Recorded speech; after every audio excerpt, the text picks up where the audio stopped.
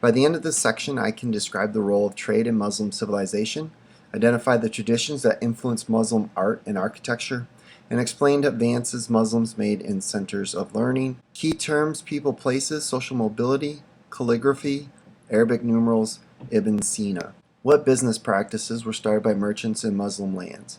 One of the things to kind of keep in mind is that because Muhammad was a merchant, merchants were placed a little bit higher up in society than maybe some other places. But when we look at the growth of trade and business, they kind of go hand in hand with the growth of the empire. As the empire gets bigger and the Muslim empire controls more places, there's more trade going back and forth. There's also more trade networks as they make more connections. And again, when you have trade, it isn't just about the exchange of products. It's also the spread of technology, knowledge, ideas, culture. And we can even see that with Muhammad himself, that he, on his business ventures, would meet new people, and he sought out Christians and Jews and kind of got some learning experiences from there, and it shaped his understanding of the world. One of the more important things, and there's many that come from, but one of the more important things is the Indian numeral system that came from India to Arabia and from Arabia to Western Europe. So new trading practices, they formed partnerships, and the nice thing about partnerships is, you know, if there's 2 or 3 or 4 of you that are going into a business, you only have to put up 1/4 of the money needed to start the business, which means you only have 1/4 of the risk. On the other hand, you also get only 1/4 of the reward, but it makes it a less risky venture. The other thing you see is the next 3, buying and selling on credit, the formation of banks, and using checks. What that really does is it opens up the economic world, because now you don't have to carry all this money with you. You can exchange one thing from one bank to another. You can write a check from one part of the empire and they'll get cashed in another, and it just makes trade and all that business flow more smoothly.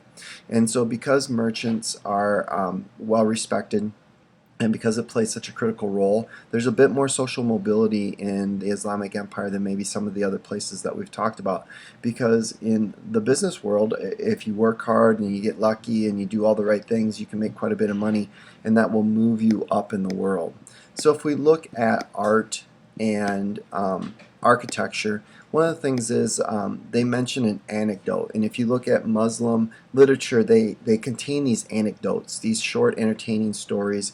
But a lot of times you may hear it more like anecdotal evidence, and that's using your own experience or observation as evidence. And when you get into writing a paper, or if you get into doing a research project, anecdotal evidence a lot of times is kind of the weakest evidence. So just because you've seen it and you've experienced it doesn't make it that's the way it always goes. So you need to have more research-based evidence, but every once in a while you can use an anecdote or anecdotal evidence to go along with some of your more well-tested research, I guess.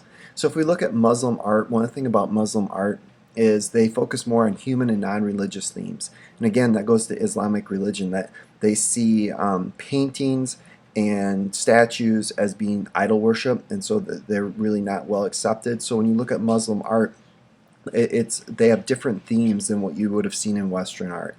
And for Muslim buildings, they have dome mosques and minarets, and that's kind of their architectural style. But again, their mosques were decorated with calligraphy, this decorative, artistic writing. That is what adorned mosques and religious buildings more so than paintings and artwork. So how did Muslim scholars preserve and build on the learning of earlier civilizations? So if we look at all the major cities, Baghdad, Damascus, these places are hotbeds for universities and learners.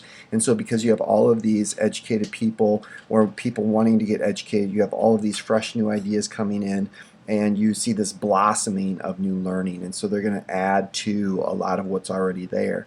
But also, like we talked about in chapter 9, one of the critical roles that the Islamic Empire plays is it preserves these past Greek and Roman works for future generations in the Hellenistic societies. And so by preserving past works, it's able to get passed on to others. Now, if you look at some of the new learning, for math, they go through a ton of stuff. I'm just kind of simplifying this down and keeping it to a few things that maybe you can kind of realize or recognize that impact you today. You've got the Arabic numeral system, which is huge, but also for math, the very formations of algebra begin here, and the Islamic algebra book is one that's going to kind of uh, be the centerpiece of math and algebra for centuries to come. Same with medicine. One of the things with medicine is in the Islamic world you had to pass a test to become a doctor to show that you knew what you were doing and how to mix things and treat things. One of the big things that comes out of this is Ibn Sina, and in the West he's known as Avicenna, and he has a medical book that's going to dominate medicine for the next 500 years. That is the go-to book if you want to know how to treat something, how to fix something, how to cure something. Throughout most of the known world, and at least the Western world, they go to Avicenna's book. And they did some pretty advanced surgeries. They were doing cataract surgeries on eyes, and they were dealing with smallpox and some of those types of things, and playing around with inoculations, and so they're kind of at least compared to Europe, they're really on the cutting edge of things.